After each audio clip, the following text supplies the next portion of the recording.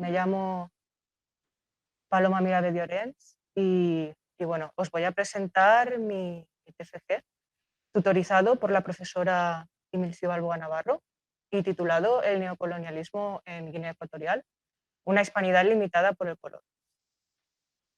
Espero que os guste. Guinea fue colonia española desde 1778 hasta 1968. Casi 200 años de una historia en común que han pasado desapercibidos para la sociedad actual. Un pasado que apenas queda vivo en la nostalgia de algunos excolonos por el paraíso tropical perdido, como se puede apreciar en el documental Guinea, el sueño colonial de Ignacio Sánchez, transmitido en televisión española en el 2010, que relata el reencuentro de excolonos 40 años después de la independencia. Según los colonos, cito de testimonios extraídos desde el propio documental, Guinea no era una colonia al uso o mi hijo se sabía Guinea mejor que cualquier negro. Mientras que los guineanos apenas aparecen de fondo como peones agrarios o sirvientes. La experiencia acumulada en el gobierno y administración de otros enclaves coloniales, donde la esclavitud había sido el sostén de su economía, como el caso de Cuba, unido a las propias implicaciones de España en el tráfico de africanos, que ha puesto en valor, por ejemplo, José Antonio Piqueras, en la esclavitud de las Españas, tomaron cuerpo en la colonización de Guinea. El sistema colonial, cuyo fin último había sido extraer las mayores ganancias a partir del sometimiento de la población, mantuvo rasgos esclavistas, donde la llamada línea del color fue fundamental para determinar el lugar socioeconómico de los pobladores. Bien, podemos dividir el proceso de colonización en tres etapas. La primera, desde 1778 hasta 1898. En sus inicios, Guinea fue un territorio marginal, un enclave de aprovisionamiento de esclavos o colonia penal, donde eran enviados los deportados, sobre todo esclavos y libres de color, de otros enclaves coloniales. No fue hasta 1858 que se trató de impulsar la colonización con el asentamiento de familias peninsulares, que fracasó debido a la alta mortalidad provocada por las enfermedades tropicales y la escasa financiación de los programas. Se apeló entonces a la explotación de los nativos. El decreto López de Ayala, en 1868, estableció la obligatoriedad del trabajo indígena en las obras públicas. Tras el desastre de 1898 y la pérdida de las últimas colonias ultramarinas, el interés del gobierno español se redirigió hacia Guinea. Durante la segunda etapa, que abarca las 3 primeras décadas del siglo XX, se inició la explotación económica de las colonias africanas y se aprobaron la mayoría de leyes destinadas a fijar la línea del color entre los colonos y los colonizados, con el objetivo de garantizar la dominación, el control y subordinación de la población local. Las medidas más destacables en este sentido fueron la Real Orden del 11 de julio de 1904, que favoreció la acumulación de las mejores tierras en manos de los colonos, y el Reglamento de Trabajo de 1906, que extendió la obligación del indígena a trabajar para las empresas privadas bajo el pretexto de, según su artículo primero, fomentar su civilización. Las autoridades se encargarían de defender los intereses de los indígenas, pues resultaban ellos mismos incapaces debido a su escasa cultura, de acuerdo con el artículo 5 de este reglamento. La nueva esclavitud apeló a términos no tan nuevos, ensayados ya en América, como la institución del Patronato de Indígenas, que data de 1904, organismo encargado de su tutela y la división de la población en emancipados y no emancipados, establecida por el Estatuto de 1928. La emancipación resultó una herramienta útil para el gobierno colonial, un premio para aquellos que mostraban un mayor grado de asimilación y sometimiento. El emancipado debía cumplir una serie de requisitos: estar en posesión de un título profesional o académico procedente de un centro oficial español o haber trabajado en el campo o en la industria por un sueldo superior a 5.000 pesetas durante más de 2 años. La carta de emancipación solo podía ser extendida por el patronato. La no emancipación, donde se ubicaba la mayoría, rebajaba a la minoría de edad y, por tanto, los incapacitaba para realizar transacciones económicas, firmar documentos legales o contratos laborales, operaciones que realizaba el patronato en su nombre.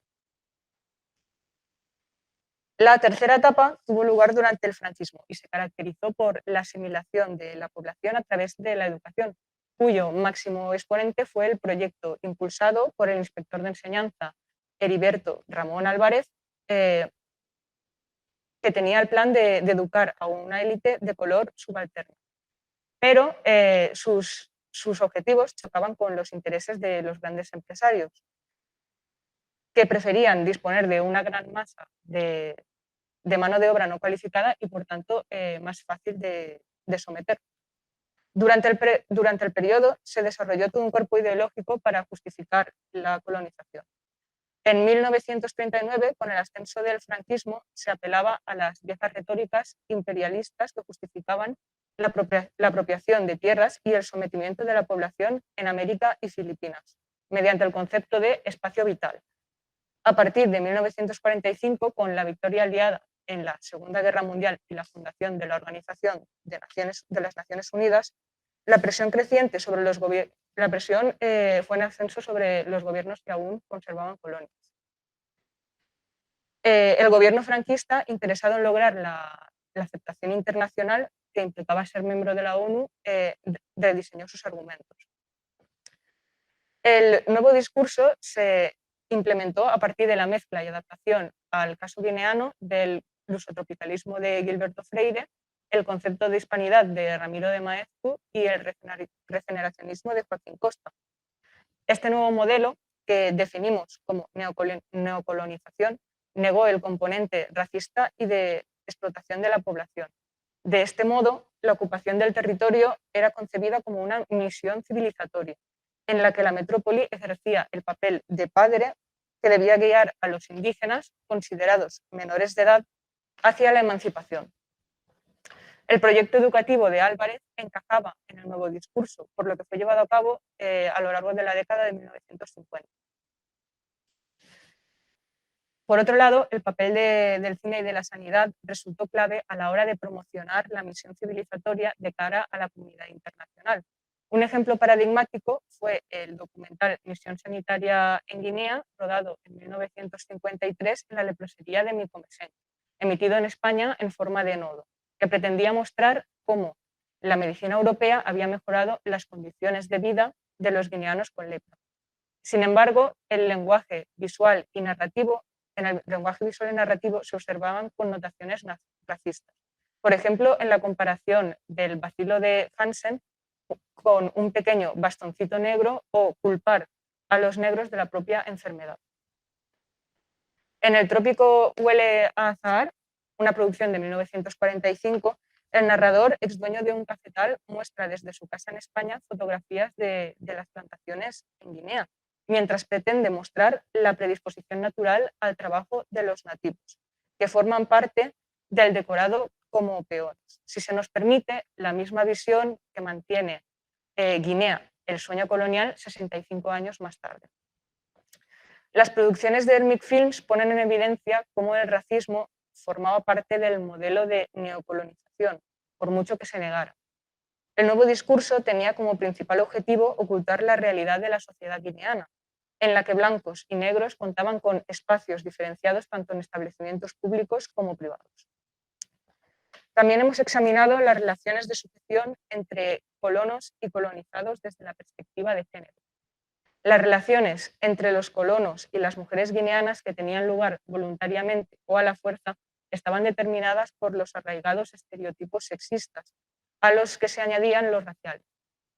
Por ejemplo, los mulatos, resultado de estas uniones, eran repudiados por sus progenitores blancos y debían criarse entre los negros. El discurso del gobierno franquista limitó su existencia a casos puntuales, cuando la realidad era que las relaciones entre colonos y mujeres guineanas eran habituales, como refleja el testimonio en pantalla de Juana Sumu Betugo. Muchos españoles tenían mujeres negras. Hay muchos negros que han salido de blanco y su madre es negra. Hay muchos. El blanco tenía muchas mujeres negras. Pero en cambio, el negro tener mujer blanca. Si un negro va con una blanca, le fusila. Pero el blanco sí iba con mujeres negras. Y también el testimonio de un excolono en el documental Guinea, el sueño colonial, que a continuación voy a reproducir. Si hay cualquier problema con el audio, por favor, me informáis.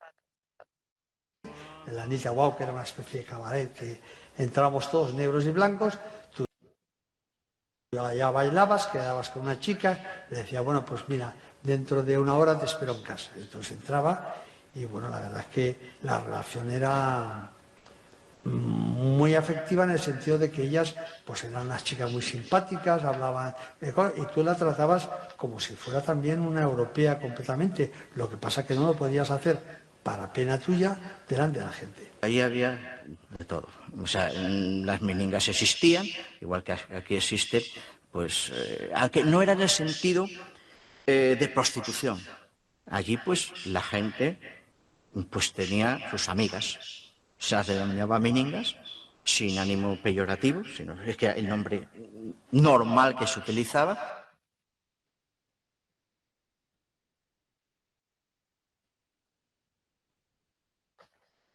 Bien. La colonización de Guinea tocó su fin en 1968 y en ella jugaron un papel destacado los movimientos nacionalistas. El Movimiento Nacional de Liberación de Guinea Ecuatorial, Monaligue, se escindió posteriormente en dos: Idea Popular de Guinea Ecuatorial, IPCE, de carácter izquierdista, y el Movimiento de Unión Nacional de Guinea Ecuatorial, más conservador, configurando así un panorama político que fue determinante en los periodos de autonomía de 1963 a 1968 y tras la independencia. Nuestro trabajo trata la cuestión del colonialismo y su impacto social, en especial la subordinación y control de la población justificada en el colon. El racismo y sus diferentes formas de expresión es un tema de actualidad tanto en el ámbito académico como en el resto de la sociedad. Desde países con una historia vinculada a la esclavitud, como Estados Unidos, hasta antiguas potencias colonialistas como Inglaterra o España, se está produciendo una revisión de ese pasado, que incluye manifestaciones en las que la disconformidad y el reclamo de justicia se expresan a través de la destrucción de estatuas de esclavistas y colonizadores emplazadas en la vía pública. En nuestro caso, Guinea y una hispanidad lastrada por el color aún ofrecen amplias posibilidades de estudio, una línea que nos gustaría seguir en el futuro. Esto es todo, muchas gracias.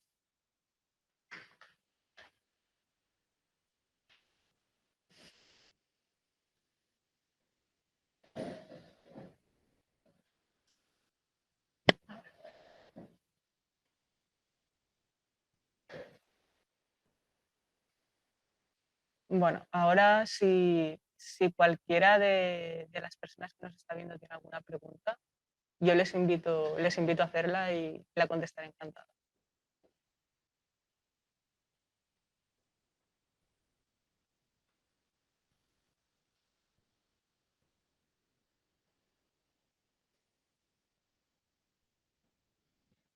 Eso sí, me voy a quitar la mascarilla para que me veáis. Lo tendría que haber hecho ya durante la presentación.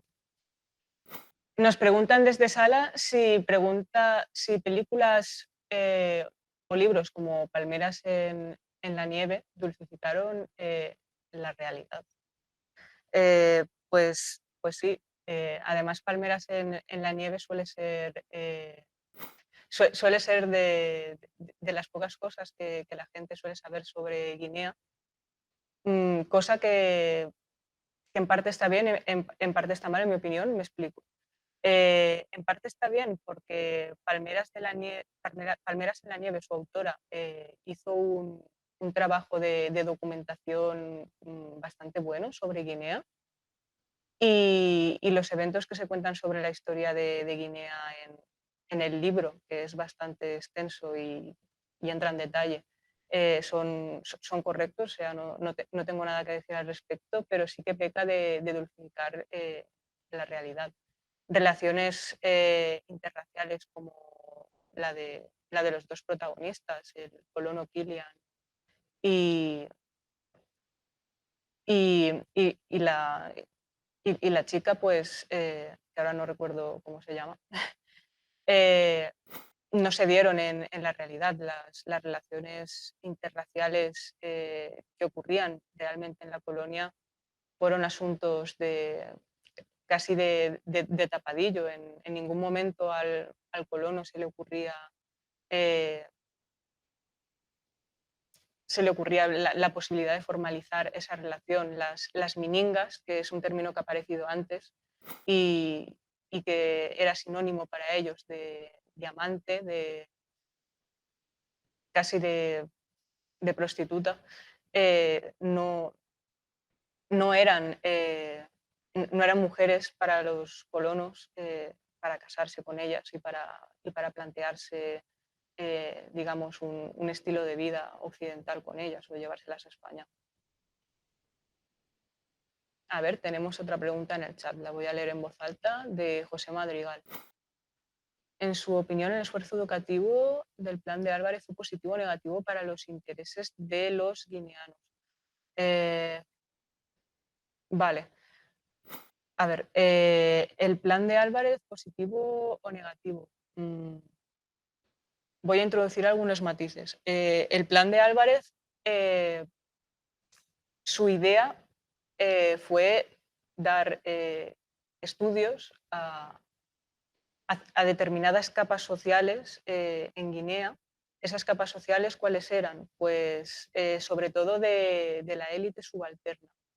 Tenemos que tener en cuenta que la sociedad colonial se planteó como una sociedad estratificada en la que los colonizados obviamente ocupaban la parte más baja de la pirámide, pero entre los propios colonizados, los colonos, comentaron ciertas diferencias. En el caso de Guinea, tanto mediante la creación de jefaturas tribales que hasta el franquismo no habían existido, como las que sí que existían, esas élites nativas preexistentes, conferirles un cierto poder sobre el resto del grupo de los colonos. Entonces tenemos que entender cómo el proyecto de Álvarez entra en juego, ¿no?, en esta estructura social. El proyecto de Álvarez lo que pretende es dotar de formación a estas élites locales, tanto las que ya existían como las que se crearon durante el franquismo, y al dotarles de formación y acercarlas, ya sea mediante becas de estudio, mediante una mayor formación a lo que viene siendo la cultura occidental, prepararlas para que en una futura independencia sean las élites que gobiernen la Guinea independiente y al mismo tiempo sean un lazo con España que cree una relación España-Guinea independiente muy favorable para España. Entonces, ¿fue beneficioso para los locales? Sí, porque adquirieron una mayor formación y más posibilidades de un relativo ascenso social dentro de esta estructura social colonial de la que estamos hablando. Pero también fue muy beneficioso para la metrópolis. Creo que he respondido a tu pregunta. Si no, luego seguimos hablando del tema. Yo encantada. Juan Salvador Pérez Villanueva, gracias Paloma por la exposición. ¿Nos puedes recomendar algún libro documental para conocer más sobre la presencia española en Guinea? Pues mira, estuve pensando que alguien me haría esta pregunta el otro día preparando la exposición y la respuesta claramente es Historia en blanco y negro de Gustavo Nerín, que también fue el primer libro que leí sobre Guinea cuando me estaba preparando el TFG. Y la verdad es que es un libro maravilloso, porque pasa por los distintos aspectos de la colonización española, desde una perspectiva muy decolonial, introduce también la perspectiva de género, es uno de los primeros que lo hace, Gustavo Nerín, y también todo el tema del discurso imperialista español, cómo se transformó, ¿no? Cómo ese cambio cosmético se dio durante el final de la década de los 40 y principios de los 50, tras la derrota del eje en la Segunda Guerra Mundial. Toca, para mí, todos los aspectos claves sobre la colonización española en Guinea. Quizás le falta incidir algo en sus inicios durante el siglo XIX, pero todo lo que es el siglo XX, una obra completísima. Lo voy a apuntar en el chat.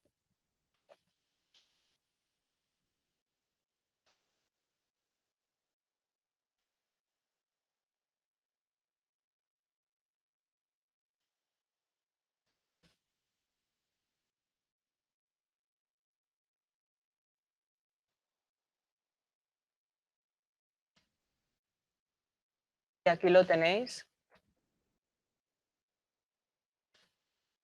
por si alguien más lo quiere consultar.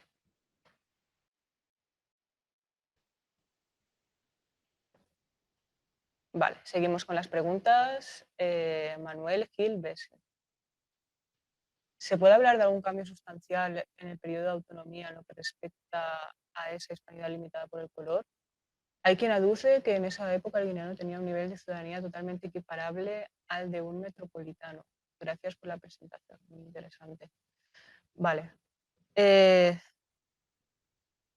Legalmente, o sea, hay quien aduce que en esa época el guineano tenía un nivel de ciudadanía totalmente equiparable al de un metropolitano porque sobre el papel era así. La cosa es que en la práctica no era así. Por ejemplo, existen fotografías de la época en la que se sigue viendo clases segregadas.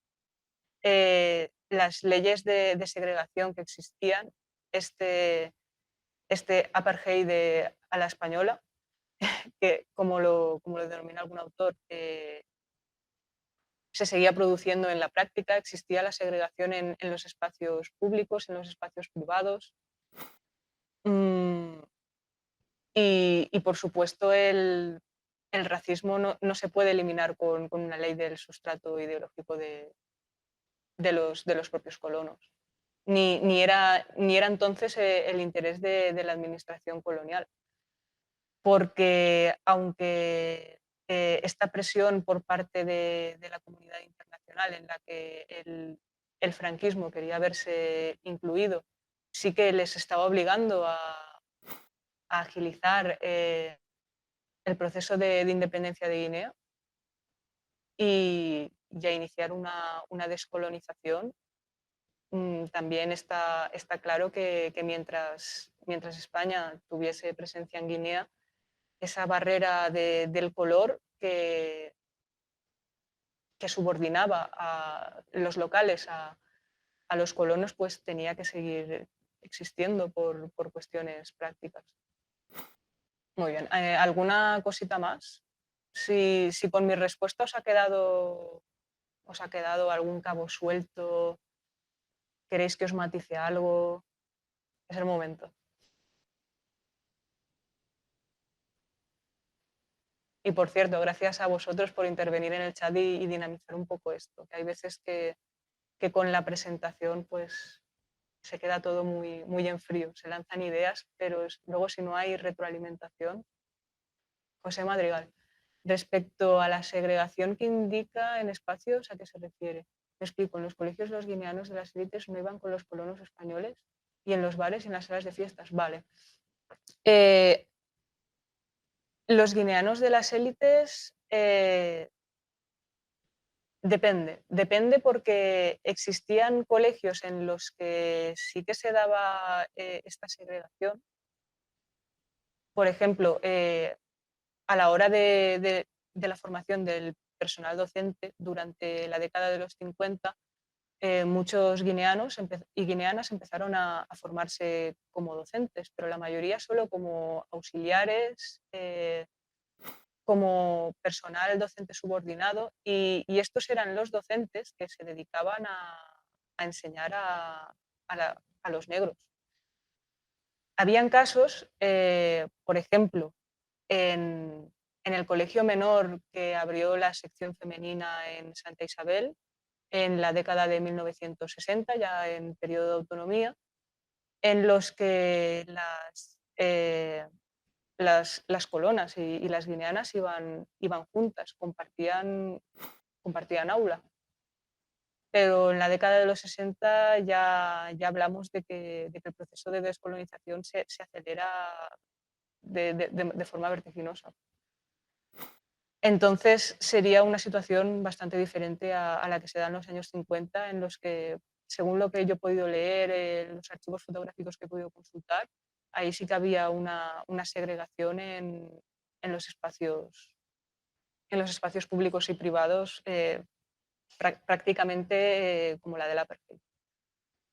En los bares y salas de fiesta, sí, de hecho existían salas de fiesta específicas para colonos, para colonos y para europeos en general, donde solo podían entrar blancos, y salas de fiesta donde solo podían entrar negros. De hecho, existía el Club Fernandino, una sala de fiesta específica para un estrato social sobre el que no os he hablado, una burguesía criolla, multiétnica, de color, que era específica para los fernandinos, que a efectos prácticos tenían las costumbres occidentales, se movían, tenían una posición socioeconómica muy similar a la de un colono, pero no podían entrar en los casinos de los blancos, a pesar de ser un grupo social, ya os digo, completamente asimilado. Entonces tenían su propio club, el Club Fernandino, que tampoco podía ser frecuentado por las otras capas sociales dentro del grupo de los colonizados. Entonces, si esto es un poco a lo que te referías, ya veis que muchas veces las respuestas no son tan fáciles como el sí como el no. Depende mucho del periodo, depende de si son bares, de si son colegios. Espero haber resuelto la duda de todas maneras.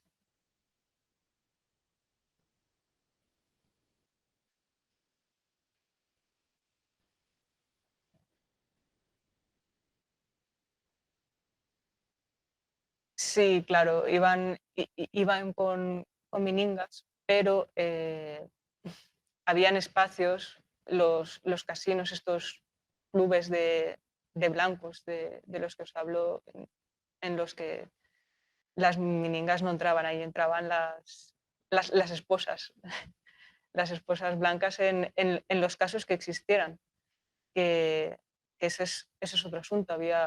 Había una escasez brutal de mujeres blancas en la colonia. También por prejuicios relacionados con el género. Se las consideraba incapaces de resistir los climas tropicales. Manuel Gil me pregunta si ha resultado muy difícil el proceso de documentación. Películas como las que has mostrado, El trópico glaciar, etcétera, son raras y difíciles de encontrar. Sí, y los testimonios y documentos oficiales tampoco abundan. Pues sí, es cierto. A ver, El trópico huele a azahar, solo tengo el fotograma que os he mostrado, pero sí que hay películas que las he podido ver enteras. Aquí os pongo algunos títulos por si tenéis interés en consultarlas vosotros mismos. Esta me resulta muy interesante y la tenéis en un libro de Vic Pereiro y Pere Ortín, que son dos periodistas y prácticamente son historiadores del cine, que se han dedicado a recoger algunos cortos sobre Guinea producidos por Hermic Films, que fue esta productora que está detrás de todos los cortos sobre los que os he hablado. Luego, el corto sobre la leprosería de Micomesén, sobre el que os he hablado, lo tenéis en la hemeroteca virtual de Televisión Española. ¿Qué más os puedo decir?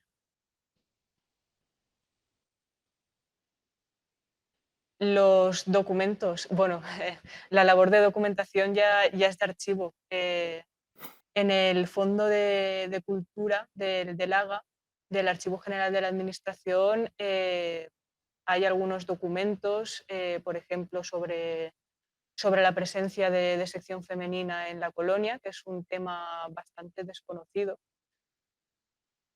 Y bueno, básicamente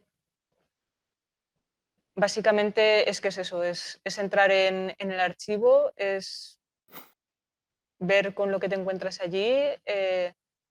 Luego, gracias al trabajo de recopilación de Vic Pereiro y Pere Ortín, he tenido acceso a varios cortos de Hermic Films. Y bueno, testimonios pueden surgir de los sitios más insospechados. He entrado en contacto con 2 o 3 exiliados guineanos en España a través de redes sociales. Bueno, realmente he contactado con más, pero esos han sido los que al final han hablado conmigo. Y es un proceso arduo, pero bueno, cuando te planteas sacar algo sobre un tema es lo que hay, mucha paciencia. Bueno, pues me despido, ha sido un placer estar con todos vosotros y vosotras. Y bueno, os invito a seguir otras presentaciones programadas aquí por Alumni Sauki. Un saludo a todos y buenas tardes.